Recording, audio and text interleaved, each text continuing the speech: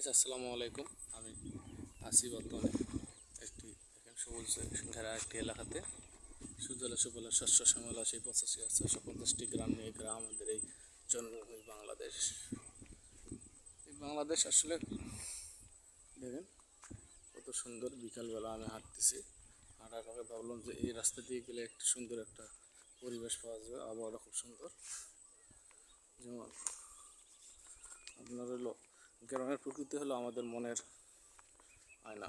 গ্রামের প্রকৃতিটা হলো আমাদের মনের আয়না, যেখানে প্রকৃতি সবুজের মধ্যে খুঁজে পাই জীবনের আসল অর্থ।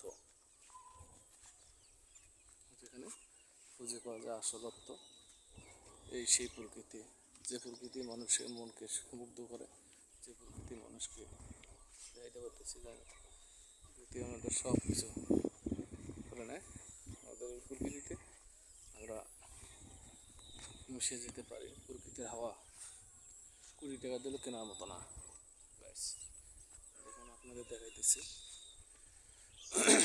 আরেকটা বলি যে প্রকৃতি মানুষের মনকে সুন্দর করে। প্রকৃতি মানুষের কি বাতাস, কি আবহাওয়া, মাশাল্লাহ মাশাল্লাহ, আল্লাহ আকবার, আল্লাহ কত সুন্দর। দেখেন আপনাদের কত সুন্দর।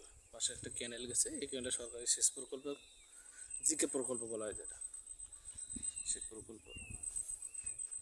আর পাশে দেখেন চাষিরা পাট কেটে রাখছে, যেমন দেখাইতে পারতেছি। হ্যাঁ, পাট কেটে রাখছে।